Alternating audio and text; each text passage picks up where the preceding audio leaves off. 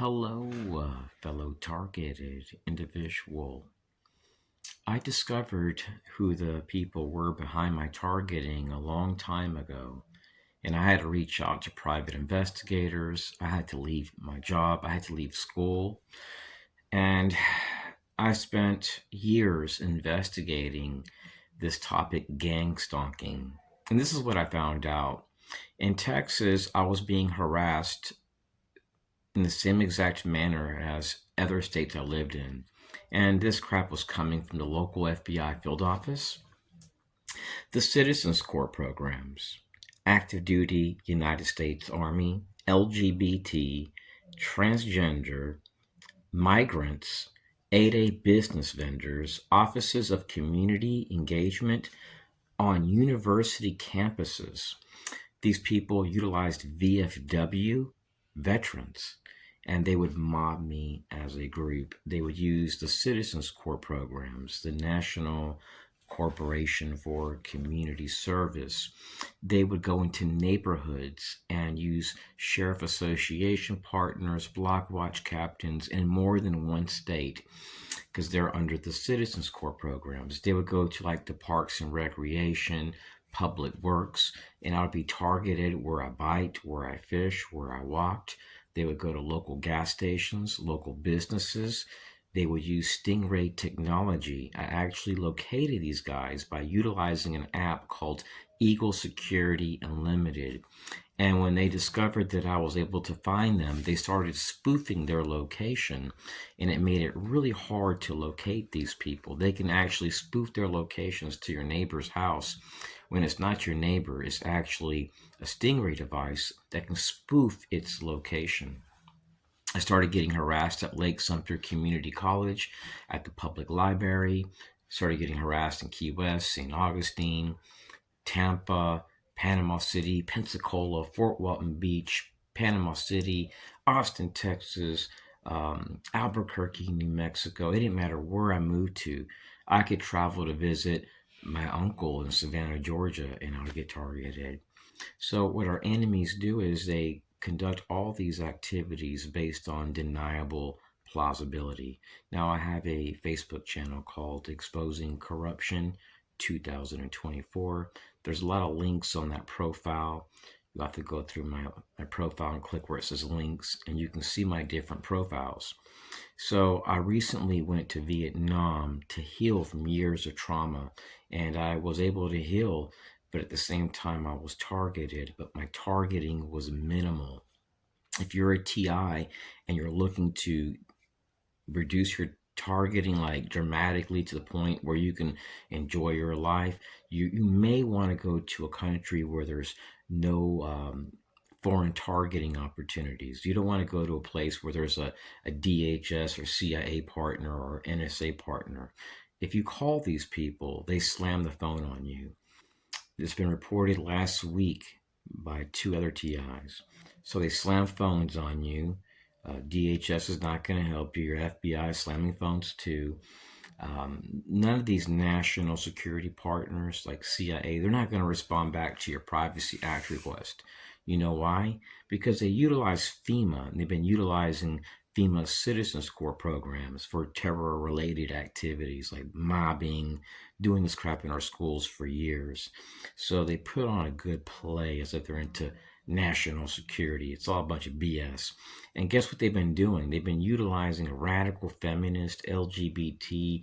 They've been going into doctors' offices, dental appointments, schools, slandering you as a terror threat, utilizing Israelis and contractors.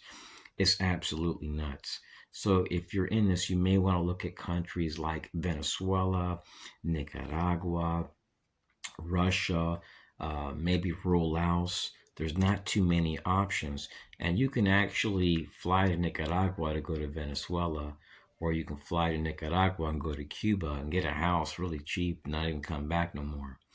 The reason why people come to the United States from there is because they don't have a lot of money. But if you have some money, you can go out there, get a little house, call it quits, and enjoy your life and declare political asylum. You ever wondered why Target say, oh, you can't beat this program?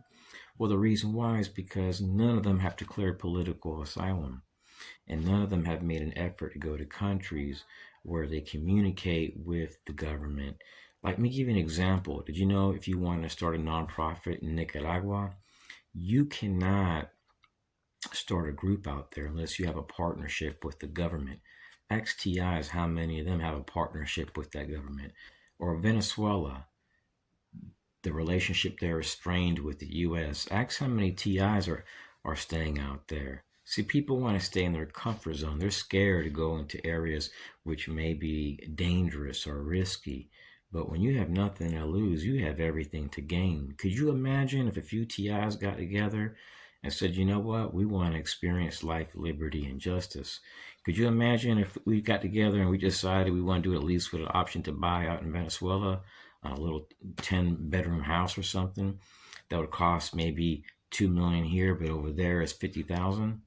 My lord, we could be helping each other out, working remotely, doing different things and surviving. Why protest? Why fight? Why argue? Violence isn't the answer, fellow TIs. Anyways, this is my first video on TikTok. The terror threats, fellow TIs, they are not foreign. I went to Vietnam and I was targeted out there.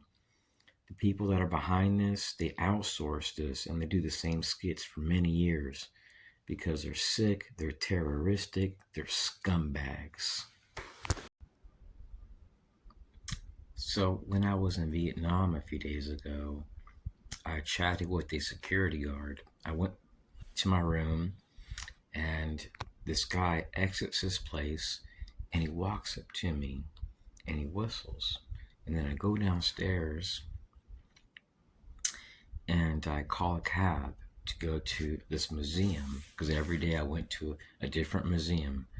And he comes downstairs and he sits at a chair nearby the elevator and he looks at me and he whistles one time. So the next day I go to the 13th floor where my room is at, and the guy walks up to me and he whistles one time.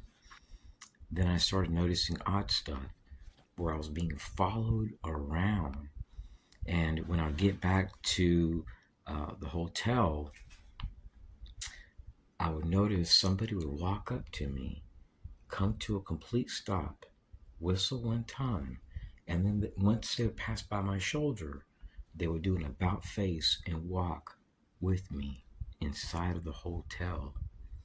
But they wouldn't do that towards nobody else. So I had talked to a security guard because, see, the hat that I had when I was there had I have a remote. It's a DVR camera hat, and I always wear a body camera, a thin one, when I go out.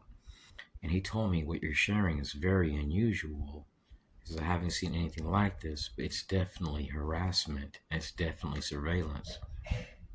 So I reached out on Facebook to the embassy in Ho Chi Minh City, and when I posted, because I followed them, when I posted the comment, it doesn't exist.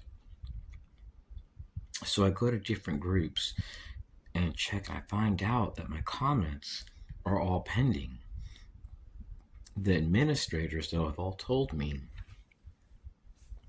that I've been on Facebook so long that they auto-approve everything that I share is auto-approved. And they just find it weird. It's like Facebook is making it where they have to approve it, but they have me down as like high ranking, like they respect me, my comments are auto approved, but Facebook doesn't want them to auto approve it. And they have proof that they're doing it, and I do too. So they're deleting comments, shadow banning, and stuff like that. So it's very real, fellow TIs. These people were harassing me in Texas. They would go into restaurants, walk up to me and whistle, and then walk right out. Sometimes right at the front door, and they had black SUVs. It was crazy. Every day, every single day, harassing phone calls. I could have my phone plugged up to the charger, turned off, and it would boot up. I could have it not even plugged up to the charger, turned off, and it would boot up. Remotely dialing numbers all day long. It was crazy.